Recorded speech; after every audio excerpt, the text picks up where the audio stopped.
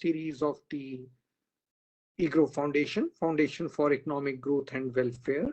We have started these webinar series about 3 years back. We have done about 180 of these webinars. We have been very fortunate to have 2 Nobel laureates come and speak to us. When we started this series, we wanted a blend of Indian scholars and the scholars from advanced countries to come and talk about contemporary issues. And I must happily share with you that we have been very ably, very richly enabled, we achieve this beautiful target of a blend of Indian scholars and Westerners speaking on contemporary issues. We have also done a series under G20 for the T5 on the International Economic Order. We are in the midst of now doing one on empowering women. So that's continuing with us, and we'll continue in the next few weeks. Actually, the next week, Professor Dr. Ratna Sahai from IMF is speaking on women empowerment, and with 2 panelists, one both from South India. They're speaking on it. I also want to share with you that the EGROW Foundation is basically aiming at policy-oriented research and research-based policy advice. That's been an attempt. We came together in 2018 and we put this EGROW Foundation together. We were very fortunate. Dr. Arvind Ramani was our chairman until he took over as a member Niti. Mr. Suman Berry was our Professor Surjit Bhalla and Professor Ashima Goel, and other board members are Dr. Ratan Chand and Dr. Shwishandas and P. Singh. All of us are retired on our pension, and our aim is to provide back to the society as much as we can. To chair the session today, because this is such an important topic which we are discussing and debating. The Prime Minister has raised this issue earlier in terms of a $5 trillion economy. Now we are talking in terms of 2047, and we are in the Amrit Kal. We have also, for Niti, done one study on how about the growth rate in the next 25 years. And then we came across this beautiful book by Nikhil Gupta, who has written on the 8% solution. I think it's a fabulous book. And Nikhil, in his book, mentions that he has been discussing this with Professor Ghate. So we requested Professor Ghate to chair the session today, and Nikhil is going to present the key things about his book. And each chapter of his book is worth the time reading on it. And of course, the first chapter, which gives an oversight, is an excellent chapter. To discuss this book and the thoughts behind it, Nikhil himself is here, and Professor Ghate, who has been guiding, is also here. Let me introduce Professor Ghate and hand over the session to him. Professor Chetan Ghate is the director of the Institute of Economic Growth in Delhi. He is also professor of economics in the Economics and Planning Unit, Indian Statistical Institute, Delhi, since 2003. Frankly speaking, amongst economists, Professor Ghate is very, very well known. He has worked extensively on monetary policy. He was also the member of the RBI's first Monetary Policy Committee, and he has been very instrumental in many policy issues of the RBI and of the expert committees of the RBI, especially the expert committee to revise and strengthen the monetary policy framework. He is also the member of the advisory committee of the National Account System, and that I think is so beautiful, where he combines the monetary sector and the real sector in the Ministry of Statistics and Program Implementation. He has received his PhD in economics from Claremont Graduate University, California, and of course, earlier he had completed his studies at the Delhi School of Economics. He's an expert, you can see from his work, published work, in macroeconomics, monetary economics, economic growth, and development. The most important thing, he is the recipient of the Mahalanobis Memorial Gold Medal, given to the best research economist in India under the age of 45. He got it in 2014. So with this, I hand over the session to Professor Ghate to take over the proceedings. Professor. Thank you very much, Dr. Singh. It's very nice to be here. And thank you for inviting me to chair this webinar series, the next edition of it, with Nikhil Gupta by the EGROW Foundation. I'll just briefly introduce Nikhil, who I think I met maybe a little after I joined the MPC. And once I joined the MPC, I was hit by a barrage of analyst notes and market economists weighing in on the economy, and Nikhil started getting in touch and sending me his stuff. But just very briefly, Nikhil is the chief economist and senior vice president at Motilal Oswal Financial Services Limited in Mumbai. He's been there since 2016. He was a gold medalist at Ghate, which he finished his master's degree, I think, in 2008. And he's been working in the private sector for the last 15 years. And he was in 1920 ranked among the top 3 economists in the Asia Money broker polls. He's regularly invited to the monetary policy preview meetings, I think with the deputy governor and maybe his team, but others as well, to give his views on the monetary policy committee meetings and the trajectory there. So it's very good to have you, Nikhil. Now, one thing I think that strikes me about Nikhil's work is that he's got an anthropological streak to what he does. He's interested in, and this is, I've seen this throughout more or less in all his writings. In a lot of his writings, he's interested in the institutional breakup of data. And that's a perspective that is, I think, somewhat missing in policy making in India today. So he very much fills that vacuum. And it also reminds me quite closely of the kind of notes that actually someone who he cites in his book and gratefully acknowledges, Michael Pettis. So it's very much got a Michael Pettis feel to kind of work. And I can see that Michael Pettis has influenced Nikhil quite a lot. And I think that's what this book is new and novel about. And he's going to kind of talk us through a variety of policy initiatives that he lays out in the book and really kind of tries to address whether these policy shifts are zero-sum games or not, and really whether you want to think about, if you have a corporate tax cut, then you're, transferring resources to the corporate sector, but you may be taking them out of another sector. Balancing the budget may do something similar. And so Nikhil is basically saying, look, if you really want to see what the economic impact of these policy moves are, then you should look at the net impact. You should look at what's happening to resources coming to one sector, but you also need to take into account what's happening to resources coming out of the other sector, which is flowing into the sector in which you're trying to stimulate. And that's what's refreshing. And he does a deep dive into this and looks at the data. And one learns a lot from looking, from looking at the economy from this perspective. Having said that, let me also just lay out, Nikhil, a few things which I think I'd maybe like you to address during the course of this talk, or maybe afterwards in the Q&A. India has made great strides during the last 7 decades since independence, and there's a lot of discussion now of, $5 trillion economy in 2047. I personally think that probably more meaningful metric is to define a per capita income level that we think is going to make us developed. Maybe it's $20,000 per capita GDP. Maybe it's $25,000 per capita GDP. And how long is it going to take us to get there? Sometimes I think that's probably a more meaningful way of thinking about economic growth. But I'd like your views. I like your views on that.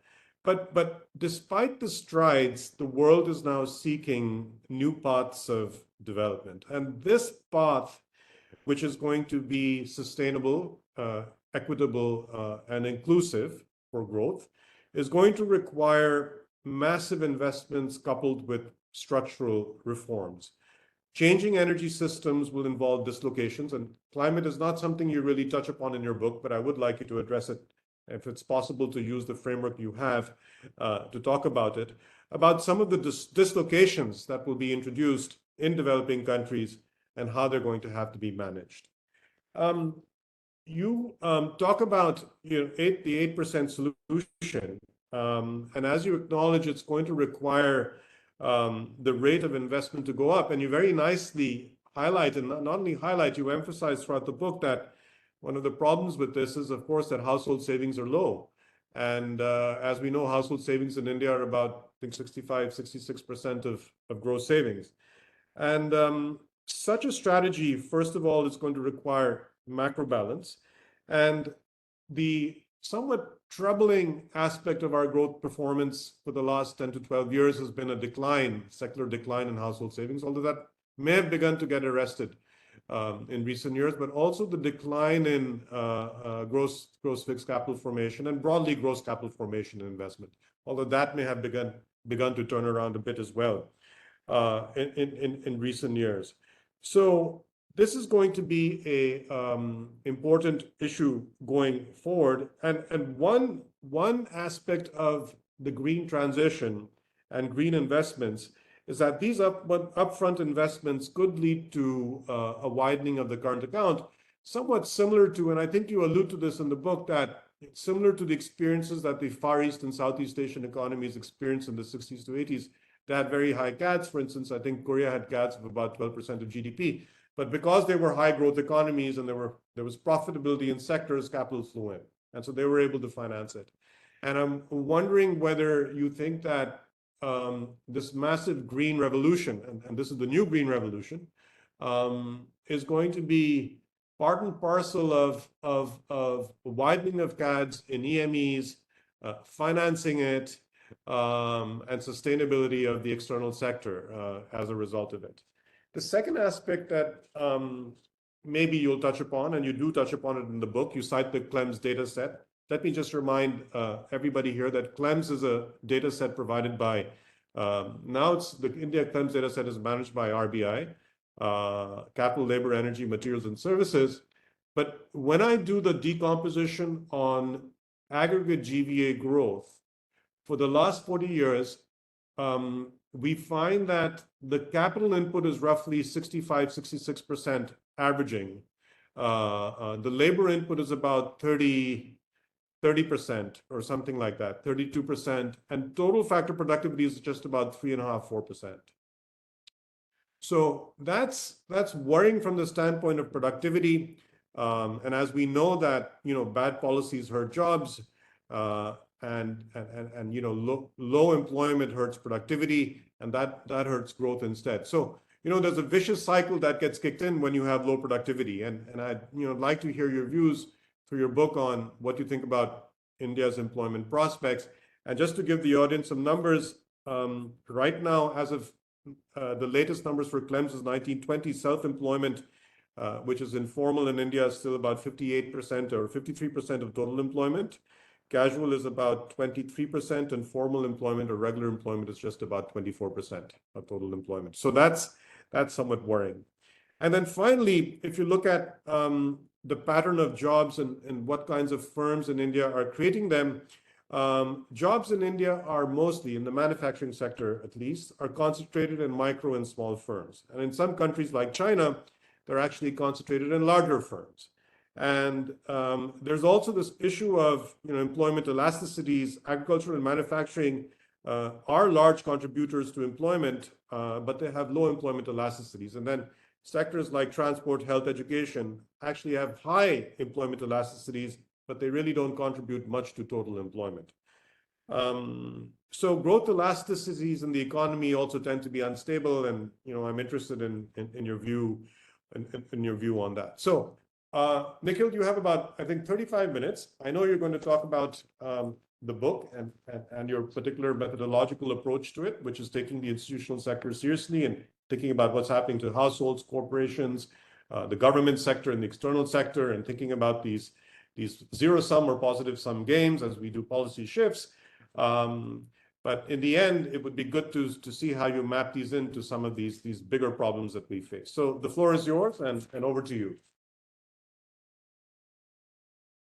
Thank you very much, Professor Ghate. Thank you very much for that generous introduction, and thank you for agreeing to chair this session. Thank you very much, Professor Singh, for inviting me for this webinar. It's truly my pleasure, and thank you, the entire audience, for taking out time to attend this session. So this is my first book, and I'm really excited about it, and I'm really too excited with the feedback that I received from Professor Singh at the beginning of this session. As Professor Ghate rightly pointed out, I think the entire reason why I wanted to write this book and why I wanted why I want this to be read is because I am not aware of any analysis that has been done in India which looks at the financial position of various institutional participants that we have in the economy.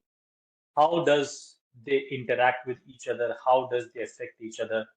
Uh, uh, Vivek, do we have the presentation? Can we pull it up, or if I can share, if I have the sharing rights? Sir, you have the sharing rights. You can share. Okay. Thank you. So I just prepared a very small presentation for the audience. There are roughly around 10 slides that are in text, and then we have some charts in case we require them. But I will start with a basic framework with which I understand economy. Sir, But before can you that, make it full screen? yeah. Is this better now? Yes, sir. Perfect. Perfect. Right. Thank you. Okay. So before I start with this, I'll take a minute or two tell you a brief background about me. As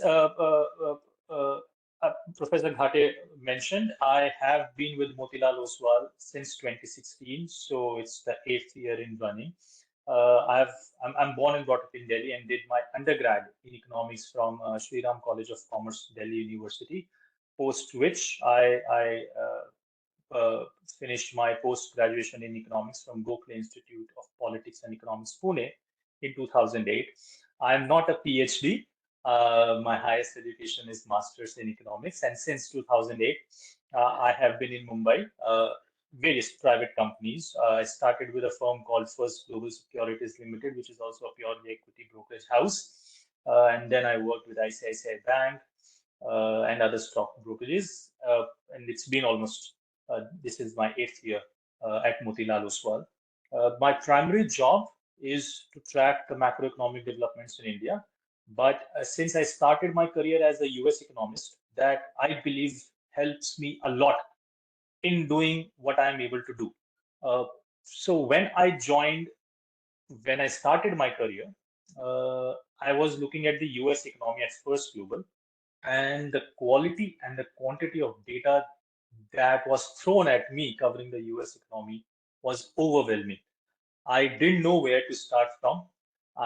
Because there was no senior at that point in time. They were just starting a team, and I was a part of that team. I was given the responsibility to track the US economy. We were a team of 4 to 5 economists. Someone was given the Indian economy, someone was given the commodities, and that is how the team was structured there. And actually, there was no precedent. There was no senior. There was nobody who was hand-holding us. So we all were kind of the guinea pigs. Do whatever you can do the best, and let's see how it works out, was the case. And I think it did wonder for me. I learned a lot. So when I was covering the US economy, I think I started to look at the GDP or from the economy, from the institutional economic participants perspective, from the expenditure approach rather than from the value addition approach with which we are used to in India. So generally when GDP or GVA data comes out in India, we used to look at agriculture, industry and services. But being a part of the equity markets, and since I was covering the US economy, what made more sense to me was how is the consumption doing? How is the investment doing? Because if you are in equity market, it makes more sense.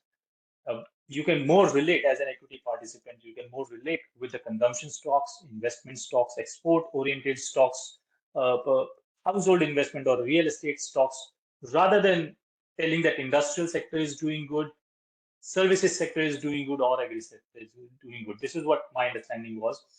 And I mean, that is where I think it all started, my first job, wherein I realized that if I look at how is the household financial position is, how is the corporate financial position, and how the government financial position is, That is what makes up the domestic sector in any economy in the world. There are only 3 domestic participants. That is what you see on the slide.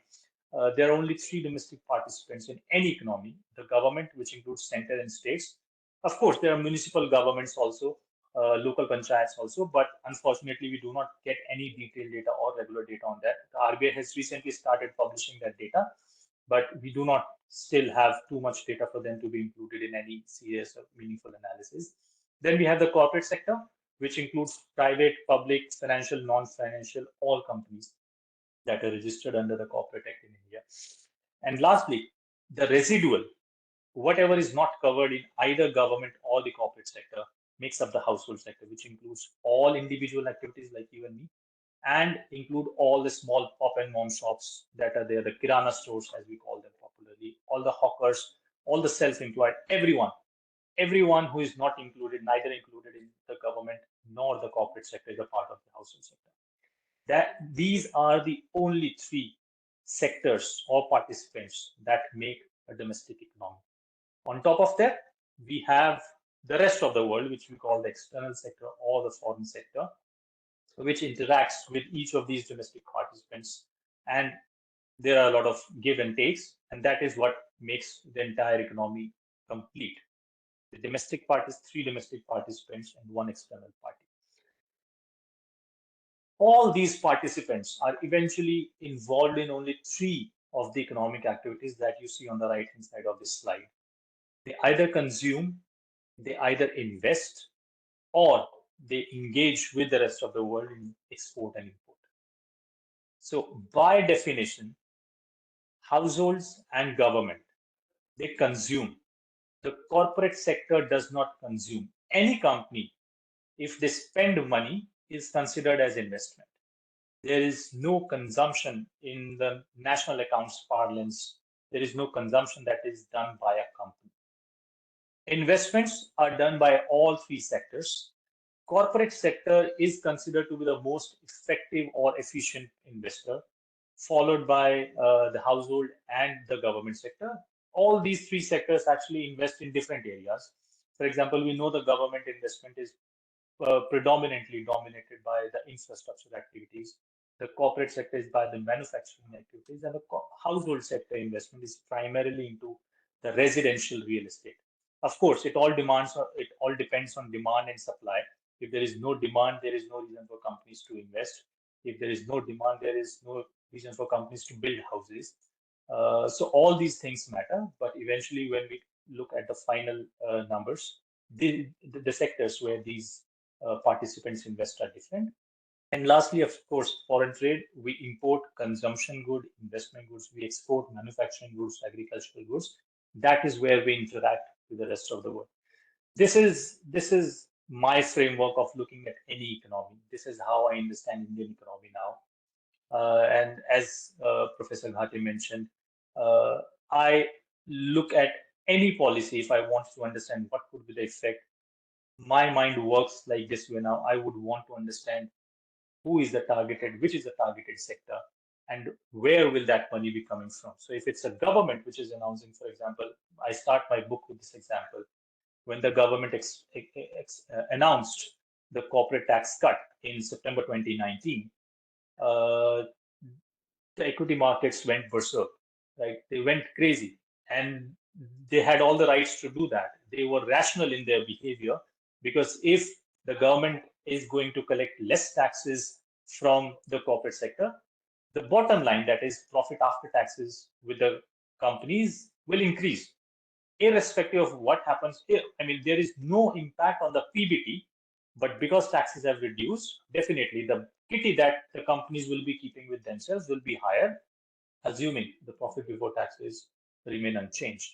Now, the question is, if the government has announced the corporate tax cut for the in September 2019, the gross impact is that the corporate sector benefits, and that is exactly what was reflected by the equity markets. But on the other hand, where does the money come from? Does the government accept higher fiscal deficit, or they are planning to adjust their different other spending and keep their fiscal deficit?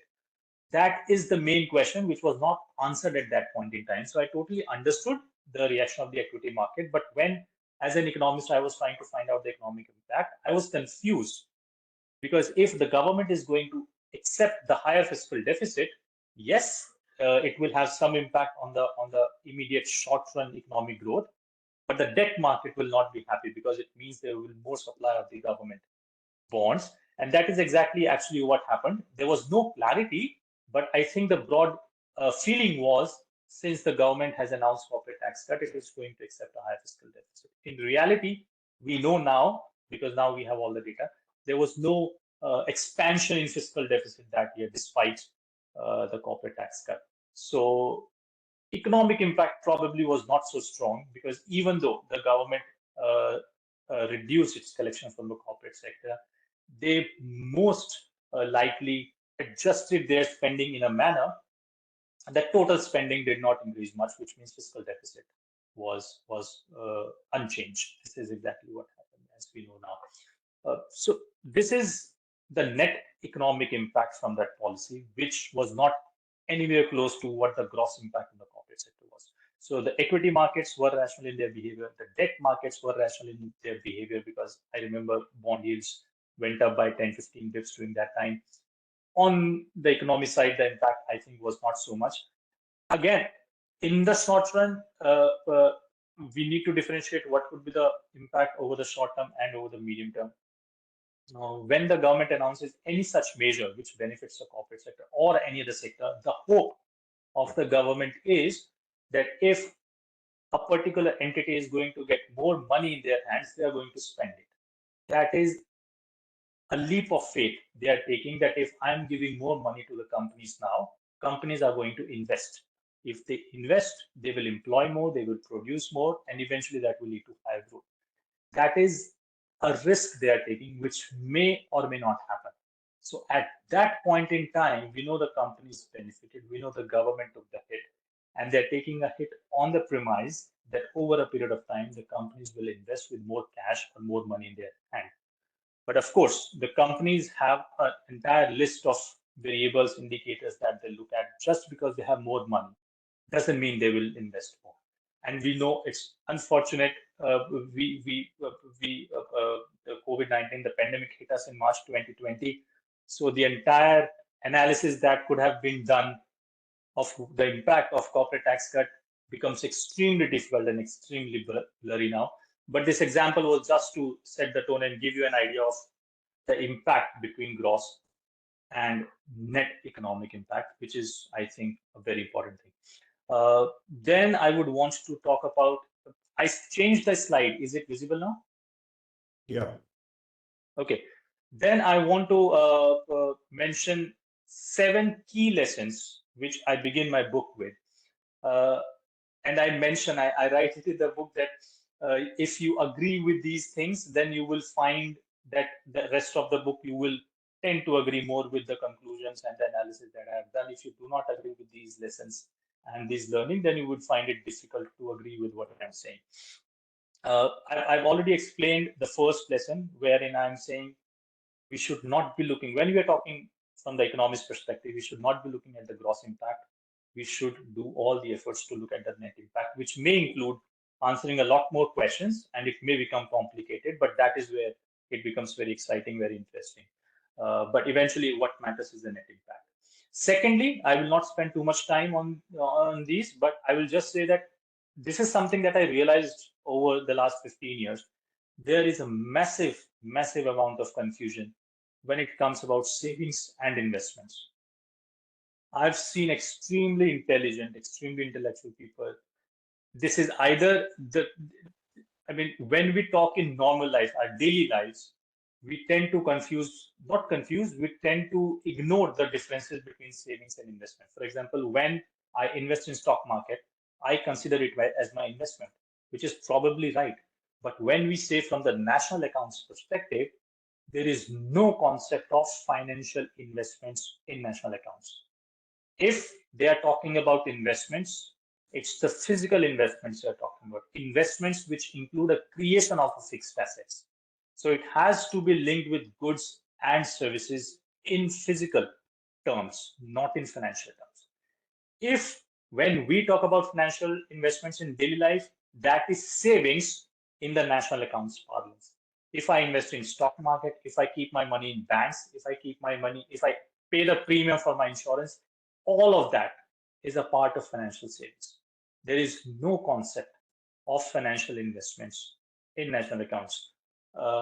Third, and this is something that I've used extensively in almost all the chapters. This is at the core of my entire framework. I call this identity theory of everything. I remember when I shared the first chapter with Professor Ghate initially for his feedback, I mentioned theory of everything equation. He said this is not an equation, this is more as an identity, and he was asking me to consider some other name for this equation or identity. I'm sorry, Professor Ghate, I could not think of any other thing. I did not apply too much mind to it as well because I was feeling theory of everything is what it is for me. Yes, I changed it from equation to identity because it's a ex post identity. It has to match in all countries at the end of all the periods. The identity says that total investments in a country is equal to domestic savings plus current account deficit. In simple terms, this can be easily derived from the GDP equation. We know GDP is equal to C plus I plus G plus X minus M, and we also know total income is equal to consumption plus savings. So when we equate these two equations, we get total investments is equal to domestic savings plus CAD. In theory, in simple terms, what it says is that every penny invested in an economy has to be financed either through domestic resources, which is domestic savings, and if domestic savings are less than investments, then we have to borrow from abroad. And since we are talking again about investments, as I mentioned in lesson 2, when we are talking about investments in national accounts, it is purely goods and services. So while we are talking about financing of investments through domestic savings and foreign savings, we are taking current account deficit, not capital inflows in this equation. This is a question which was asked to me many a times, and this is a very valid question. Why aren't we using capital flows? The reason being, in short, because capital flows eventually have two uses. Either it finances my current account deficit or funds my current account deficit. And if I have excess capital flows, they will add to my forex reserves. Forex reserves go out of the country because the RBI invests forex reserves in liquid foreign assets, which means it does not add to physical investments in India. So that is why we are using only that part of capital flows, which adds to investment, and that is why CAD, not capital flows. The fourth, which you will see again in the book when I explain the corporate sector. Again, because probably of the lack of data, when we talk about corporate sector, be it profits, investment, taxes, we tend to probably implicitly, but we believe that corporate sector in India is equal to listed companies. I am a part of equity markets, so I know this is our bread and butter. We do look at listed companies' financial position very closely. But over a period of time, I realized that the share of listed companies in almost all economic parameters, if I look at corporate GVA, if I look at corporate investments, if I look at corporate debt, even if I look at corporate taxes paid to the country, paid to the government of India, I found that less than 50% of corporate taxes paid are actually done by the listed companies, which means the unlisted companies is paying more than half of total taxes. And if they are paying more than half taxes, of course, they are making profits. So what is the share of unlisted companies in corporate profits? Has it gone up, gone down, especially after COVID? Because the narrative that we had, because the financial position of the listed companies has improved so much after COVID-19, it would lead to higher investment and thus investment-led recovery in the country. I have explained in my book, I do not believe belong to aggregate financial position of the corporate sector, including the unlisted sector, has actually worsened in the post-COVID period. Lesson 5, targeting fiscal deficit in isolation is likely an effective strategy. This again comes directly from the theory of everything. Just like we have total investments is equal to domestic savings plus CAD, we can also rearrange this equation, wherein we can say that core fiscal deficit, by which I mean government investments minus government savings. Core fiscal deficit is equal to private sector surplus plus CAD. Again, when I say private sector surplus, I mean private savings minus private investments. So I divide, break total investments and savings into private and government. And it tells me that core fiscal deficit is equal to the private sector surplus plus CAD. So if I'm fixing fiscal deficit, like we have this after the FRBM Act in 2004, we want the central government fiscal deficit at 3% of GDP. We have been able to achieve that only once in the last 20 years, only in FY08. But all I'm trying to say here is that if we are fixing the left-hand side of the equation, you are effectively fixing the right-hand side of the equation too.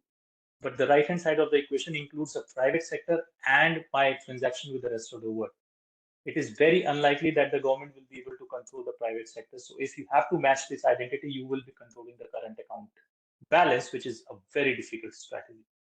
So that is why I'm saying, and eventually if you're fixing it, then you are having a significant control on the growth as well, which I don't think is possible for any democratic country. And I don't think they should even try this strategies. That is why I'm saying it is likely to be an ineffective strategy if you're fixing in isolation, if you're fixing the fiscal deficit. 6, again, when we talk about external policy, we have heard a lot of time that if the government wants to reduce imports, they should either hike tariffs or they should try to depreciate the currency. But eventually, again, if you look at theory of everything, irrespective of what policy you use, if you want to influence CAD, it cannot be achieved without influencing investments and domestic savings. So when tariffs are hiked or reduced, they do have an impact on CAD. If they're successful in having an impact on CAD, that will have an impact on domestic savings and investments as well. It is just not possible that the domestic equilibrium is unchanged and the external sector we are able to achieve whatever we want to achieve. Just not possible because this identity has to hold at the end of the year. Lastly, lesson 7, we are fascinated with cross-country comparisons. We do tend to compare a lot of India's variable with what is happening in China, what they have done in the last 40 years. Why can't we do this? The US has been doing this now. Why can't India do that? They are exciting and they make for good speech. And it looks like whoever is making cross-country comparison probably makes them look really good or intelligent. But I believe that we need to understand the proper context. US in the 21st century, the stage of development they are at, I don't think India is at the same stage of development. Culturally, politically, institutional-wise, we are not as mature as the US. So there is no point of comparing one-to-one Indian policies with what is happening in the US. Not only this, even if we look at, again, from the institutional sector perspective, if we look what has happened in the US in the past 2 decades, what they need to do is actually the opposite of what we need to do. Same is the case for China. I mean, just to give you an example, we all keep saying, why can't we do this because China has done this? The fact is that China now is trying to boost its consumption and it wants to reduce its dependence on investments. Because investments there are 50% of GDP and consumption is only 35% of GDP. And they are finding it extremely difficult. And that is why their growth has already come up from 10% to 4 or 5%. And there are views that it could go down even further. In India, in contrast, my recommendation is, and my understanding is, that our consumption is still good. My consumption is still holding at 60% of GDP. And in the past decade, the share of consumption has actually gone up, while the share of investments has gone down. So I cannot replicate China's policy. I should not be compared with what China is doing or what China did even 40 years ago, because the global environment probably is not conducive to 1980s. 2020s is not comparable to 1980s when we talk about trade policies, etc. The level of globalization, the stage of development we are at is very different. So we need to keep those points in mind when we make. So these are the basic, I would say, lessons which have been used extensively in the book. What are the 4 key findings? Now, the way I've structured my book, it has 8 chapters. The first chapter, as Dr. Singh mentioned, it gives, I think, the summary of the entire. That was intentional. Again, being a part of this industry, I understand that we all are playing 2020 matches. Our attention span is very less. So if you are not able to grab the attention of the reader in the first 5 minutes, you probably will lose him, and the person will not be able to, would not probably want to read the rest of the book. And that is why my intention was that even if you do not have the time to read or go through the entire book, I would strongly suggest if you go through the first chapter, because that gives you an idea of what the framework is, what my recommendations are, what my conclusions are, and how I have reached those conclusions from the surface. It does not give too much details. Details are in the subsequent chapter. So first, chapter 1 is like the curtain raiser that I've titled it. Chapter 2 speaks and discuss in detail the financial position of India's household sector. Now, when we talk about household sector, we rarely talk about household sector in India. And when we talk about household sector, just like corporate sector, we take listed companies as a proxy, we take rural or farm sector as a proxy for the household sector. We do not talk about aggregate household sector. Very rarely in public debates we hear the financial position of the household sector. I'm trying to start that debate. I hope that with all the data that I've provided and the analysis, and everything is in public domain. It's not something that I have created. Most of it is in public domain. So I'm analyzing the financial position of the entire household sector. Chapter 3 is on the corporate sector, listed and unlisted. Chapter 4 is the government, center and states. Chapter 5 is the external sector, wherein I discuss how foreign policies affect the domestic policies and how domestic participants interact with the foreign sector.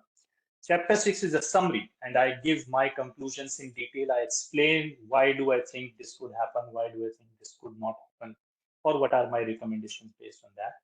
Chapter 7 is my attempt to explain the connection between financial economy and the real economy. Again, we know the equity markets have done really, really well in the last 2.5 years, and they continue to do really well even now. But the real economy, there is too much uncertainty, too much fear that we could enter into a recession, at least the US. And if the US enters into a recession, it is highly unlikely that other countries will escape. So what does it mean? Does it make any sense? Is there a disconnect? I explain those kind of things. And chapter 8, again, Professor Ghate mentioned about it, is again my attempt to look at what has happened in the past, how various East Asian countries have been able to successfully transition from low income to high income, or from developing to developed countries. Is India following any of those models? So that chapter is largely based on my readings of Professor Michael Pettis, who I believe has done exceptional work in this area. But my conclusion broadly is that no, we are not. According to me, we are not following any of the established models that are there. So the 4 findings. First, I am saying based on chapter 2, the financial position of India's household sector has weakened dramatically in the 2010s decade, and there is no such progress that we have seen in the last couple of years post-COVID as well. Second, listed companies are very strong, but the aggregate corporate sector financial position has weakened because of the unlisted sector. And please remember, unlisted corporate sector is almost 3x of the listed sector in terms of GVA, in terms of investment, in terms of debt, etc. Thirdly, if the government is really serious about fiscal consolidation, then it is very likely that government spending growth in the 2020s decade, or probably in the first half of 2030s as well, the growth in government spending will be weaker than what it was in the pre-COVID period, which means the contribution of the government to the growth will not be as strong as it was in the pre-COVID period. And lastly, this is again something that we keep hearing about. Our total exports have crossed $400 billion, total merchandise exports.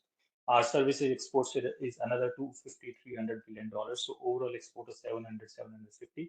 And we have a target of reaching 1 trillion exports. can exports be the next key driver, just like it has been in a lot of East Asian countries? My answer is no, because exports, again, do not work in isolation. The corporate sector, the household sector, the government sector, their policies have to be in line to encourage higher exports. And one of the key things that I mentioned is that there is a serious trade-off between domestic demand and external demand. If you want to push exports, which means you want to cater to the external demand, then you have to adjust your domestic demand accordingly. And that is exactly what we have seen in most of the East Asian countries. I just have last 3 slides. Possible outcomes, according to me. I'm saying going forward, so when I say household financial position has weakened, what I mean, I'll just take you through this. This is a summary chart of the entire household financial position. It includes 5 activities of household, 5 economic activities: their earnings, their consumption growth, financial savings, physical savings, or which is also investments, and household leverage. What it shows you is the average growth in each of these 5 activities during the past 6 decades, divided into 6 parts, 6 equal periods. In the latest 2010s period, which is a pre-COVID decade, for the first time in the post-independence period, household income growth lagged private consumption growth, which means my income is growing at 6%, but my consumption continues to grow at 7%. And we are talking about decadal growth. We're not talking about 2, 3, 4, 5 years. We're talking about a pretty medium-term perspective, if not entirely long-term. Now, if my income growth lags consumption growth, it's obvious that I'm saving less and I'm taking more leverage. But what is worse is within savings, my financial savings have collapsed. My physical savings have also weakened, but they're still growing faster than financial savings, and my leverage has gone up. So probably we all know these facts, that India's household debt has gone up, household savings have gone down, but it has serious consequences from the economics perspective, from the growth perspective, which is what I've explained in the book. So coming back to the possible outcomes, going forward, there are only 2 possible things that could happen. So post-COVID, when this question was raised to me that what could happen to the household financial position now, the answer is they could either continue with what they were doing in the pre-COVID, which means they continue to grow their consumption more than income, which means their savings will continue to fall further and their leverage will continue to go up. Or they may decide that, okay, I do not have any social security umbrella. On any given rainy day, I'm dependent on my bank account, so I need to save.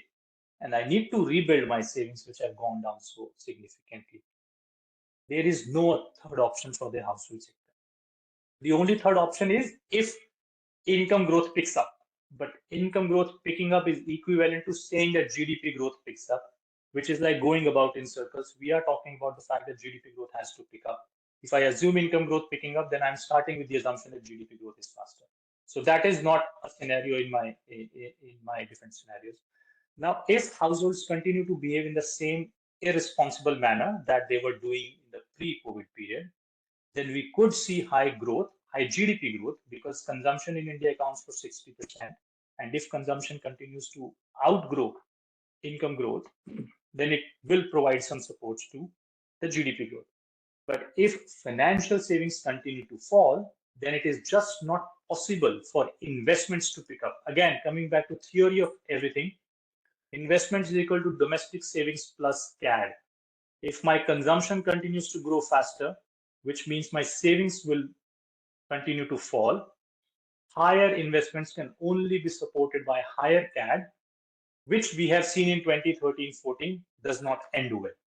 And that is why I'm saying if the pre-COVID-19 behavior continues, we could see higher growth for a very short period of time. It will not sustain. On the other hand, if the households decide to change course, wherein they decide to rebuild their savings, lower consumption growth will drag down your GDP growth. But after a period of time, so in the short term, there will be slower growth, but after a period of time, when we have ample savings, if there are too much domestic resources, more domestic resources and investments do not pick up, assuming the worst case scenario, investments do not pick up, but savings pick up, then the cost of money will fall in the country. Interest rates will come off, which will eventually give the incentive for investors to start investing. My current account balance will also improve, which means I will create space for my investors that if investment pickup is very strong, stronger than the pickup in savings, they can borrow from abroad. We do not have that space at this point in time. So these are the only two possible choices. Either we can continue to have higher growth for a short period of time and wait for that to crash, or we can have slower growth for a small period of time and rebuild our financial position so that we can grow at a faster pace after a few years, and that would sustain. And other outcome that I'm saying, okay, this is, I'll end it here. Finally, what are my recommendations? The big conclusion of the recommendation that I'm making, last 2 minutes, is we need to accept, when I say we, I'm talking about the policymakers. We need to accept that the 2020s decade could be the healing decade, by which I mean we need to take policies to allow these sectors to repair their balance sheet, their financial position. There are a lot of ways to do this. The only thing is that there is a cost to this repair. And the cost, as I mentioned in the previous slide, is slower growth. This is not an easy ask. Politically, you may call me naive, but again, as I'm making a presentation as an economist, and I know the job of policymakers are very difficult. I'm sure Professor Ghate is the right person to talk about it. As an economist, I'm saying if you keep focusing on the short term, you're losing out over a longer period of time. Falling savings in one of the youngest nations in the world is a very, very dangerous path to continue with. And that is why one of my first recommendations is that we must try all possible ways to boost gross domestic savings. Now, when I say gross domestic savings, we need to understand there are three participants, as I mentioned at the beginning: household, corporate, and government. Eventually, what matters for the economy is total savings. It doesn't matter whether it comes from the household sector or the corporate sector or the government sector. In fact, if you look at East Asian countries in Chapter 8, I have explained that most of these countries were able to achieve high savings rate, not through household savings, but through corporate and government savings. When I say government savings, it means we need lower fiscal deficit. And when I say corporate savings, it means the profits need to be higher. So for example, households in India at this stage account for 65 to 70% of total GDS. In South Korea, now they account for less than 20% of gross domestic savings. The share in 1960s was as high as 60-70%. So we need to understand that households consume. Corporate or companies, as I mentioned, do not consume. So if companies' income increases, their income is equal to their savings. If government fiscal deficit is lower, their savings will increase. So yes, household savings may remain where they are, but we need to push total domestic savings higher, either through corporate or fiscal. And the more the share of financial savings, the better it is. Household leverage, again, I've explained in the book in detail. The headline number is only 35% of GDP. We know that household debt is close to 35% of GDP, and it looks very low, especially when we compare it with the rest of the world. But what eventually matters is the debt service ratio. And in India, the debt service ratio is extremely high because my interest rates are high and my maturity is low. You may be surprised, Professor Ghate would probably know because he has worked on monetary policy extensively. The average maturity of household debt in India is less than 5 years. And the effective interest rate is close to 9 to 10%. If you look at most of the advanced countries, even in China, it's actually the reverse. The effective interest rate is only about 2% or so, max to max 3%. And the average maturity is not only 10 years, it is close to 18 to 20 years in these countries. So the annual repayment obligation in India, despite lower debt, is very high, which makes it very risky. And that is why it is not correct to say that India's household debt is very low and there is nothing to concern about. Then, as I have explained other thing, we need to push corporate investments through various policies, and corporate investments, again, it's a very difficult task. for the last 8-9 years, we have been hearing corporate investments will pick up, but I think probably the policymakers, and here a lot of more research is required. We need to incentivize corporates, and the only way to incentivize them is to tell them or to link it with profits. If they see higher profits because of investments, they will come. The only thing is, how do we do this? Is it feasible? This is feasible because we know a lot of countries have done that, but probably the government will have to take hit for that, and they need to create space on their own books to do that. So a lot of things will have to change before we move on to this. Nikhil, we have about 2 minutes. I will end here. I think I will end here, sir. There are a couple of more things, but I think I've discussed the main things. Then we have only charts, which I think I've taken a little more time. I'm really sorry, but this is what I have covered and discussed in the book. Great. Thank you very much, Nikhil. It's a wonderful canvas that you've painted of your book. And so we're going to open up the floor to questions. And what I would suggest is that if you have a question, please unmute yourself and ask, or maybe you can raise your hand first and then I can identify who you are, if that's possible. But Nikhil, I want to just quickly ask you one or two things before just to get the ball rolling. So one issue is gross versus net savings, and why are you how do you see net savings? What is, once you adjust for liabilities, is that a different type of, as you're saying, households are not levered, but their debt servicing costs are high because there are rollover risks and there's high interest payments and so on. But what's the economic rationale for gross versus net savings for you from a macro standpoint? Number two, I agree with you that the CAD is a macro phenomenon, and you're saying that, you could reduce imports by hiking tariffs or depreciating the currency, but if you really want to think about the CAD, you should think about savings and investments, and that's right. But then you're also saying you can't compare India and China because one has high consumption and the other one doesn't, and the other one has high investment. But there was and still continues to be lesser so, but a discussion many years ago, 10 years ago, 12 or 13 years ago, around the great financial crisis on imbalances, and rebalancing. And this relates to the, idea of the global savings glut, on how you can relate the real interest rate to real exchange rates and so on, and whether China needs to devalue.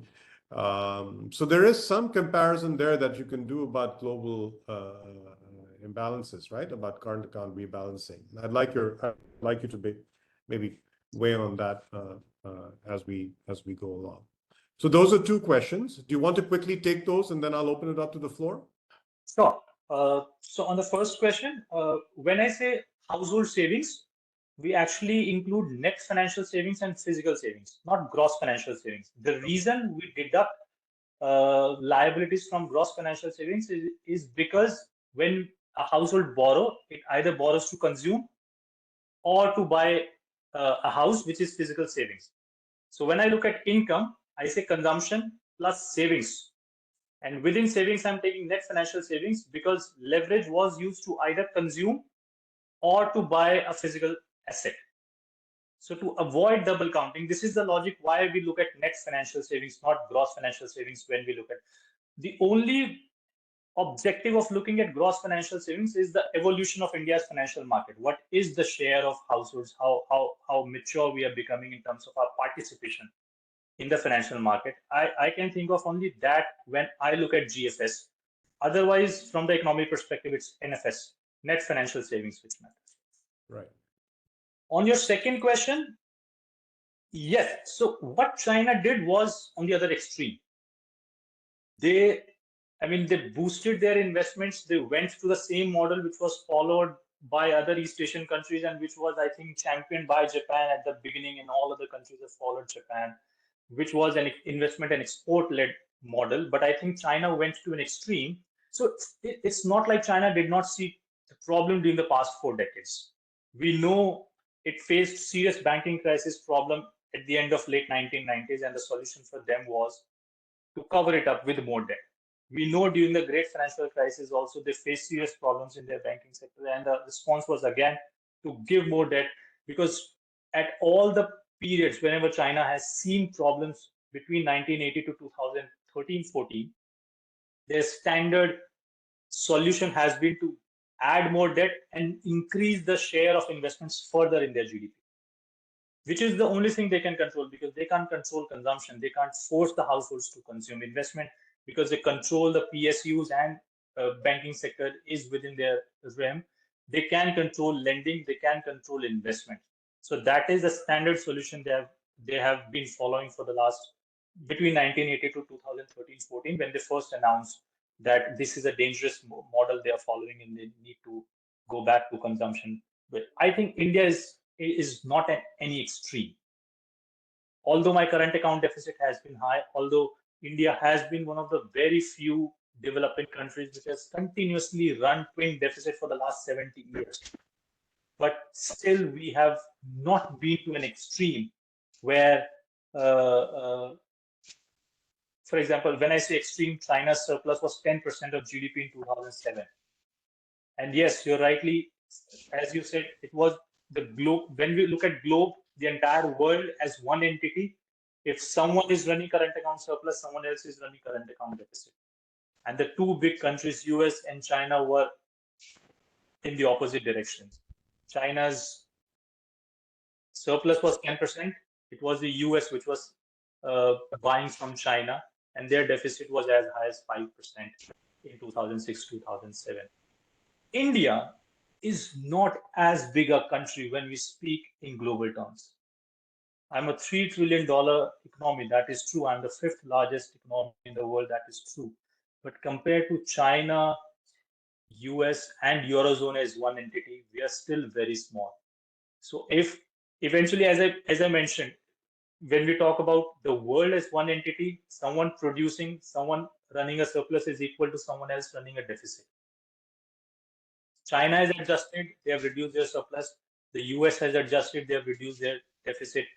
India's deficit has still been somewhere around 1 to 2% of GDP, current account deficit. But when we talk about the world economy, I don't think our external sector is so big to make a dent in the global trade. That is a plus as well as a minus.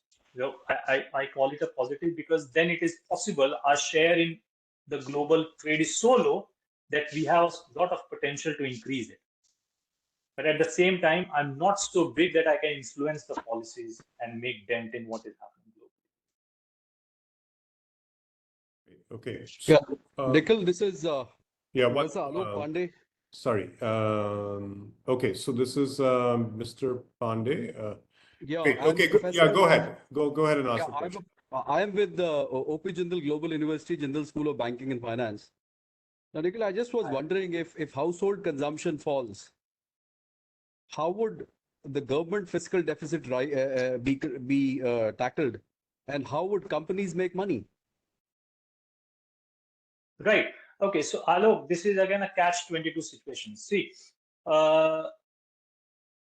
first of all, when you say how will companies make money, whose responsibility is this for companies to make money?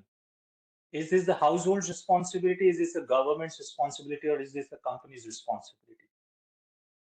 It is a company's responsibility, in my belief. Households are going to buy things that they think are good for them.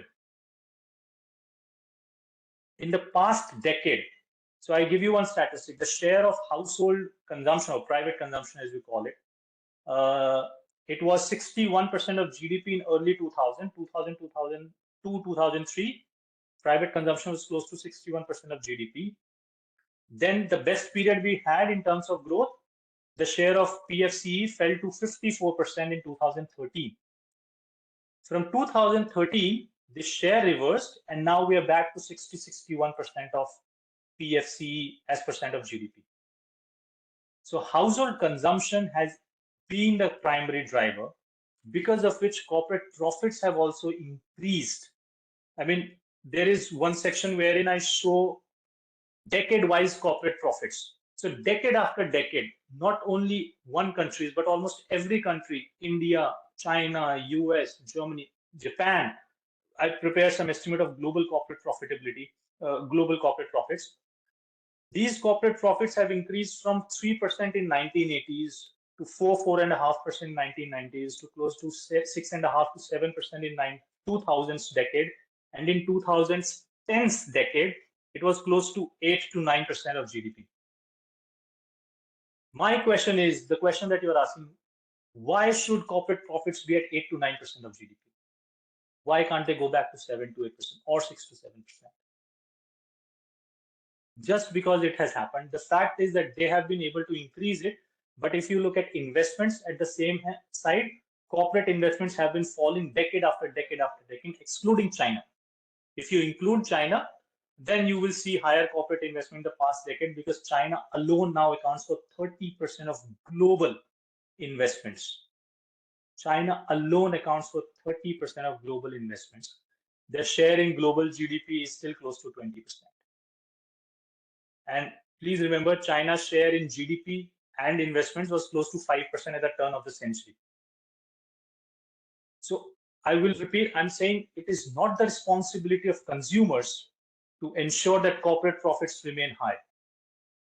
It is not the responsibility of the government to ensure that corporate profits remain high. Corporate profits have increased decade after decade. I don't think it is right to assume that if they have increased to 8 to 9%, that is a new benchmark. We have seen some imbalances because of which it has increased. If we are going to address those imbalances, then all sectors will have to contribute to that. Yeah, great. Okay.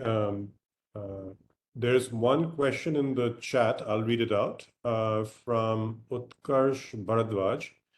Says, sir, you had mentioned that the exports may not help in growth because of domestic consumption. Can you please explain this perspective? As according to my understanding, schemes like PLI, which aim to increase exports by building manufacturing in the country, at the same time, which would definitely bring private sector activity, and that is the area on which you focus on. Right. Thank you, Utkarsh. I just put one chart. Is it visible? Lesson it is. Yeah. One from the past. So what I meant, Utkarsh, is there is a trade-off. What I said is there is a trade-off between domestic demand and external demand. Okay, now there are only two ways in which you can have higher exports. So one, for example, let's assume for whatever reason, foreign demand goes up. So tomorrow, other countries start asking for Indian goods and services. Now, although the demand for my goods and services has increased, my resources have not increased. My resources are still as it is. And whatever resources I had earlier, I was using them earlier as well. So in period T, for example, when there was no such external demand, whatever resources that I have, I still have the same resources, and I'm using those resources to produce whatever I can produce. Most of that production, since there is no such increase in external demand, most of that production is used by the domestic demand. Now, tomorrow, if in period T plus 1, if the external demand goes up, there is no such increase in the resources. So then, as a policymaker or as a company, as a producer, as a economic participant, I have to decide, I have the same amount of goods and services, but now there is excess demand for it. Do I meet external demand or do I meet domestic demand? Now, what has happened in most of East Asian countries is they have suppressed their household sector, which is equivalent to saying that they have suppressed their domestic demand to meet external demand. And the reason for them doing so is because for any country in the world, external sector is much bigger than the domestic sector, even for the largest country, for China, for US. The demand from the rest of the world could be much higher than the domestic demand that we have. So they have chosen that path wherein they decide to meet the external demand. And the only way to meet that external demand in this scenario is if they suppress the domestic demand. So the chart that you see on your screen, it plots private final consumption expenditure vis-a-vis current account balance. And each data point represents the average of the last 2 decades of some 140 countries in the world. The conclusion from this chart is higher current account balance or higher current account surplus has been achieved with lower private consumption expenditure. And lower, if you are running a deficit or you run a lower current account balance, then your private consumption expenditure is higher. You can see India is somewhere in the middle. We are not on any extreme in most of the matrices. US, China, you will see in most of the surplus countries, they have lower share of consumption. In most of the deficit countries, we have higher share of consumption. The only other way you can have, so this is one way. The other way is that, okay, if the demand has gone up, the only way for me to increase resources is by taking more debt, right? But again, debt from where? Do we take debt from domestic bank? Because again, as I said, even earlier we were doing this. So what I will do, probably I will borrow from abroad. And that is where it becomes confusing. I borrow from abroad to meet external demand. So my current account deficit will actually go up initially, but with exports, my current account balance should improve. So it may or may not improve. That is where it gets complicated. So what we need to remember is exports is not in isolation. In order to meet external demand, you need to have resources. Either you add more resources via debt, or you create those resources by substituting domestic demand with external demand. We have seen a lot of countries doing the latter. We have seen countries doing the former as well, wherein they take in more debt. But again, all the countries, I mean, I can tell you, China is one country which has, we know their debt to GDP ratio is close to 250 to 300%, and it has increased massively.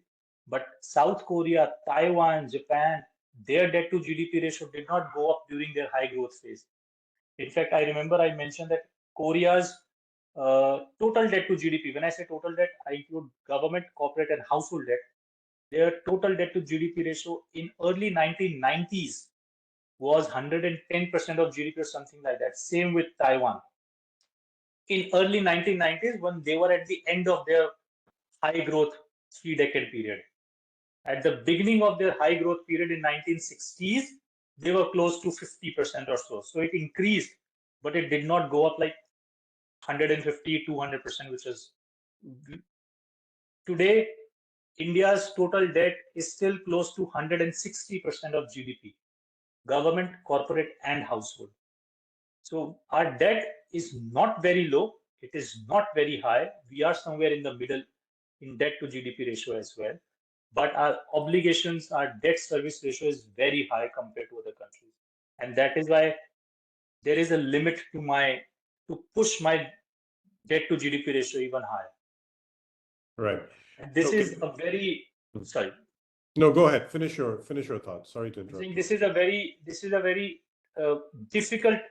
I mean, once you open these tabs, it is very difficult to close these tabs, because when you open these tabs, you see higher growth, you see everything going in favor, and then you just never want to close them. So once you do these kind of things, drive your growth based on debt, it becomes unsustainable. Probably after 5 years, 10 years, but it becomes highly unsustainable. That's it. Okay, there's another question in the chat. I'll quickly read it out from Dr. K. Rakesh Kumar, which says, we should give our concern on household saving and consumption. After the introduction of the GST, many general commodity prices are increased and public savings are declining. Do you want to take that? Sorry, what is the question? Question is that after GST, you see consumption prices, I guess I'm trying to, consumption prices rising, and that may impinge on savings because you're paying more for consumption, Right. presumably. Public savings is also declining. So both private and public savings would decline. Public savings are declining. Private private savings are also declining, presumably because Higher inflation. higher prices on consumption is forcing higher consumption expenditures, but it's also raising more taxes. So anyway, that's the. Any thoughts on that? So that is true. That is true. It's not only consumption, and within consumption, in fact, I think recently Dr. Rakesh Mohan has done a lot of work. His Center for Social and Economic Progress has done work on wherein they are showing that the cost of education and health services, which are kind of non-discretionary services, the cost of these services have gone up massively in the past decade or so. And if that is the case, then if your income is not growing, you do not have any option, but you'll have to spend out more. In fact, we know from our own experience, whoever we know, everyone wants to send their child to a private school, even if they have not been to private or public school, everyone wants to send their child. So these aspirations, a lot of, I think a part of our consumption growth is also because of higher aspirations, because we want to achieve better. It's not for us, for our children. And that is what is leading to higher consumption growth. And yes, the problem is that income growth is not able to keep pace with the higher inflation, rising prices, and thus consumption growth, which is what is dragging savings down. So yes, I think I agree with that. Right. Okay, I'll go back to the floor, and if anybody wants to ask any questions, please introduce yourself first, and then please ask your question. There's a hand raised, and Charan, if you want to ask any questions, please come in anytime. Sure, but there is a question from Anupam Prakash also. I think she's from RBI. Give her a chance to. After you have given it to Mr. Paragi. Yeah, okay. We'll move to Anupam Prakash. So, Mr. Paragi, go ahead, please. Sorry. Yeah, Nikhil and I have been keeping in touch regarding, my compilations of that we bring out from our division on, financial stocks and flows of the Indian economy. And I see his scheme of presentation is quite in line with what we present. But I have two basic questions. One is regarding why he is clubbing this financial corporations in the corporate sector. Because, following the SNA 2008 classification, any economy is divided into 5 institutional sectors. Basically, financial corporations, they do more of a financial intermediation job. And while corporate sector by nature, it is different. So any specific reason for clubbing them together? And another question is regarding that slide where we showed the financial savings and consumption and income and debt on the same chart. So basically, I have some objection to that because, while household financial savings is a flow concept, debt is a stock concept. So your savings will, add up to in your debt calculations. That's it. Thank you. Let's take one more question with that. Mr. Parigi, would you like to go ahead, please? Yeah. Nikhil, can you hear me? Yes, sir, I can hear you. Okay. Thank you. Interesting perspectives as I put up on the column. I said this to Professor Charan Singh, and he was very prompt in responding. Though I'm from the Delhi School of Economics, I switched from economics to sociology. So I'll restrict my question to employment. The important thing is that you made some very startling points and very interesting downsides and upsides, so I won't go into it. I think they're fascinating. But here is a question. Policymakers It's always been a political economy, right? The original definition, economics. It's not just pure economics. And you brought in the word global, and whether you should look in isolation within the country, isolation with global. I think valid point. So we need to, I think, I got the message, and correct me if I'm wrong, we need to develop our own model based on our own feeling of what our immediate social needs are in the economy. For me, employment is just not number of people, income, saving, Manrega. It is also political and social stability. So from that point of view, could you give me your ideas? Because when I look at employment and unemployment, the definition of employment itself, the way the definition is going around, I won't go into the details. You know the details, how employment is calculated, which has too many infirmities on who's actually employed and who's employable. We have that kind of problem here. And then we have government aided, which loosely I, as a non-economist, would call Manrega kind of scheme. You can keep doing it twice a year, thrice a year. But I'm talking about what you said. Who is responsible for creating employment?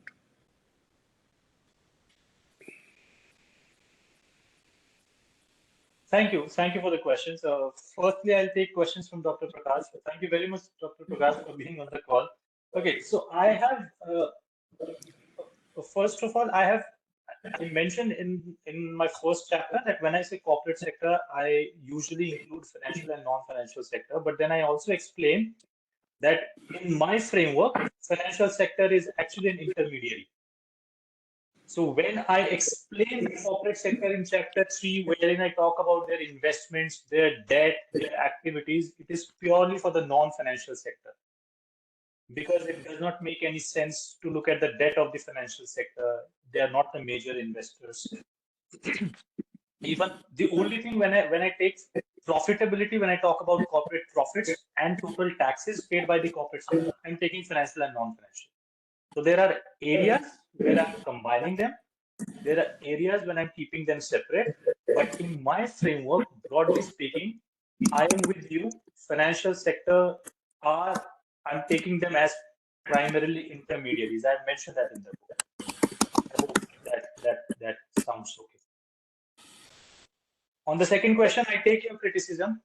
Yes, debt is the only stock variable in that chart. All else are flows variable. Now that you have mentioned it, I realize it. I should have taken financial liabilities instead of debt, outstanding debt. I accept your criticism on that. I should have been more careful in that. I hope I answered your questions. Thank you, Nikhil. Thank you. I have some more comments which I will write to you. We can sort it out. Sure, we will connect. Thank you. Dr. Pariji, I'm sorry if I'm mispronouncing it. Sir, whose responsibility is the employment? I think this is your question. I think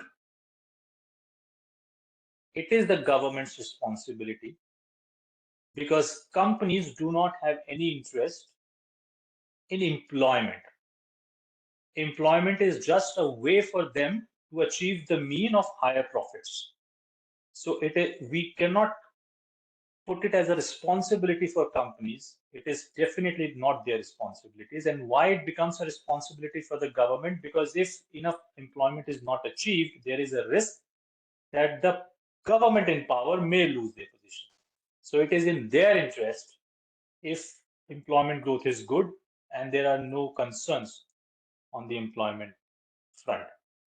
I totally understand what you mean when you say the definition of employment in the country. There is a large, I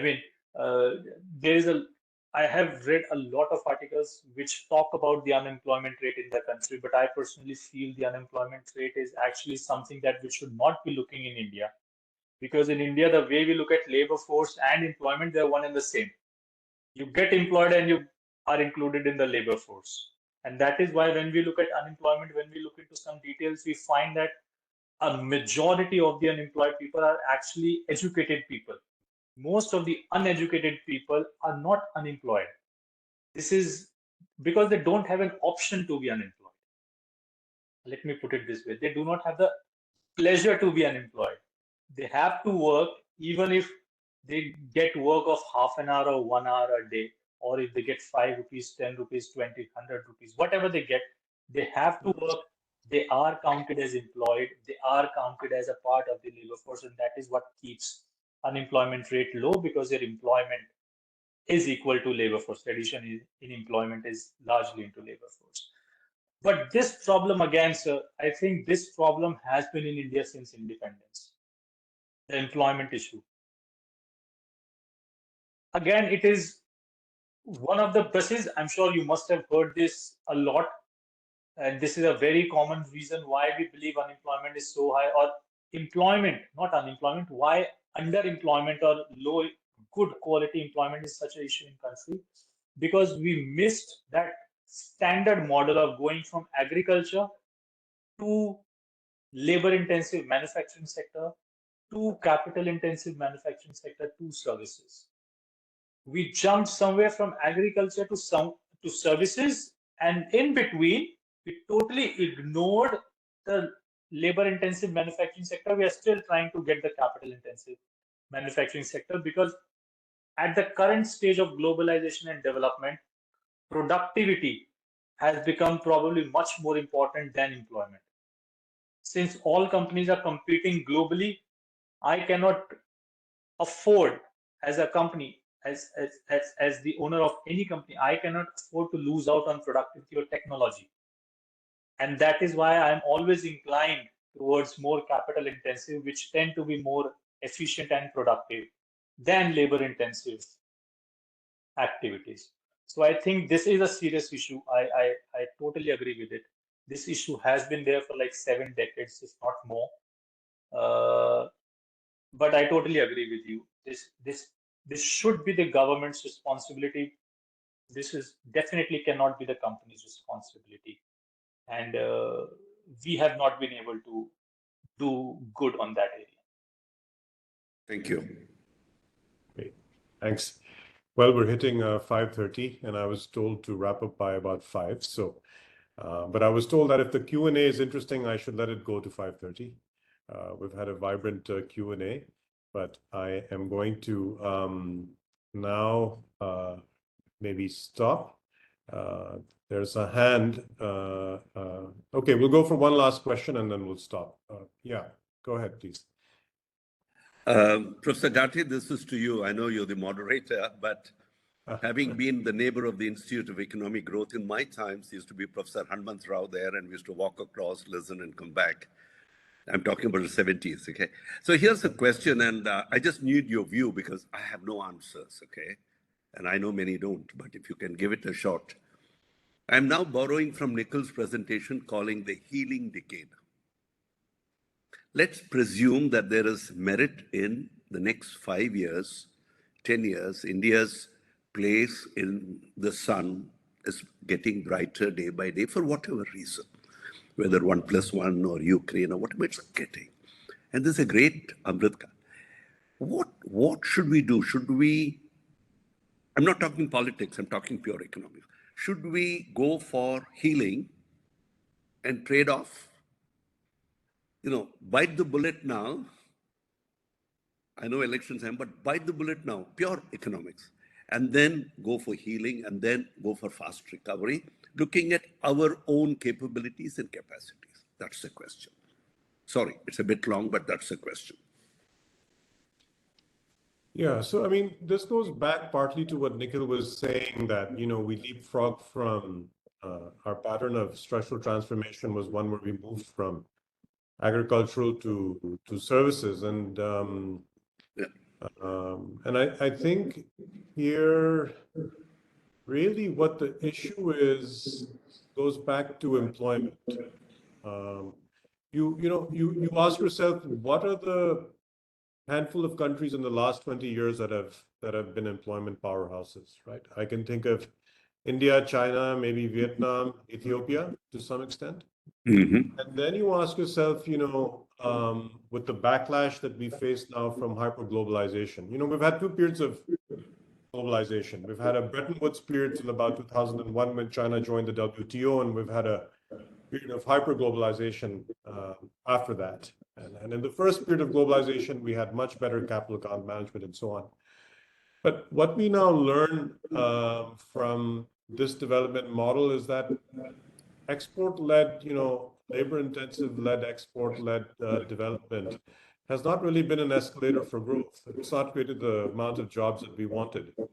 But then you ask yourself, well, if it's not the manufacturing sector that's going to create jobs, what sector is it going to be? Now, it can't be the agricultural sector because that's the sector that's releasing labor in the first place. So that's the sector that people are coming out from. Then you ask, you know, is the service sector going to be the engine of growth? And then you say, well, divide services between modern and traditional services. Modern services have a human capital constraint. I mean, there are only so many skilled jobs available in the country. That can't be an engine for mass employment. And therefore, the other engine becomes informal services. But if informal services is your engine of growth, that's not a great path for industrialization. And then you say, well, okay, maybe we need to go back to the manufacturing sector and look at the MSME sector.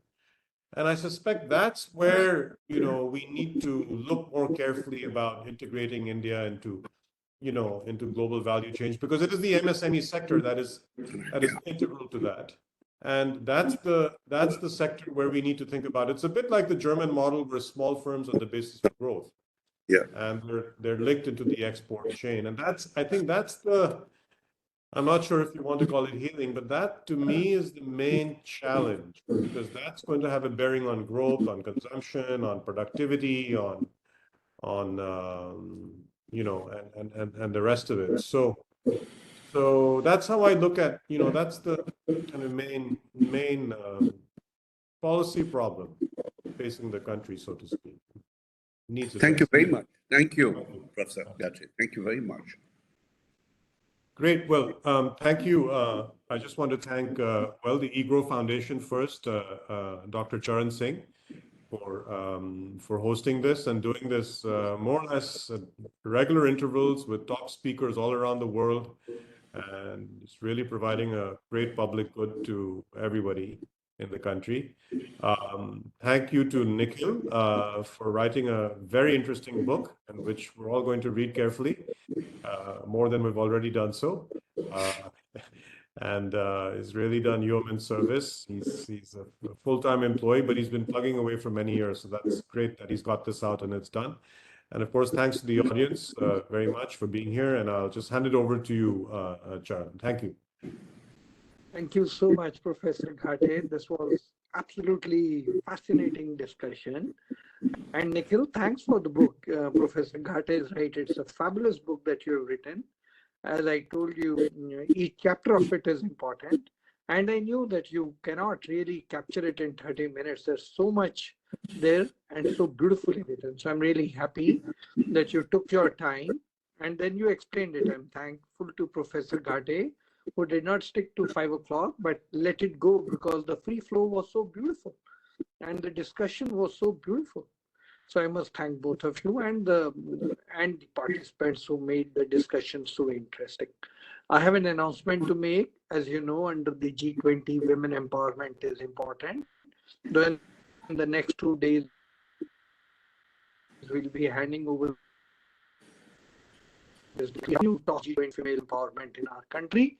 Next week, Dr. Ratna Sahai from IMF, she'll be discussing her work and she'll be there. She's chairing a session. And we have two professors, one Professor Catherine, she'll be there. And then we have a psychologist from Delhi University, Professor Ishita, she'll be there. So I'll send you the flyer again. And I hope you will be able to join. The time will be 6 to 7:30 as Ratna joins from Washington. Today's presentation will be available on our website tomorrow. It's a beautiful classroom teaching presentation, I must say. And for many students, listening to Professor Ghate is a privilege. And I'm happy we have been able to capture, and I'm thankful that a question was directly asked to him so that the students in remotest parts of India can listen to Professor Ghate, a celebrated author on monetary, as well as a very good researcher and so well known in our country. The last thing I want to announce is the think tank EGROW Foundation, keeping in mind financial literacy, is adding economic literacy on the national agenda. We are making an attempt at a very nominal cost to offer every day in the evening, 7:30 to 8:30, a module on Indian economy. So we do it in 4 or 5 phases.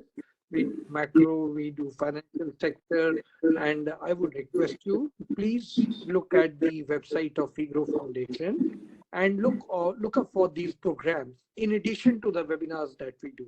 As Professor Ghate mentioned, these are public goods, and EGROW Foundation is making an attempt, whatever little that we can, to enhance financial and economic literacy in our country. So please take the benefit of it. So let me once again conclude by thanking all of you. There's a beautiful week ahead, G20, and I'm sure it's all going to be telecast live.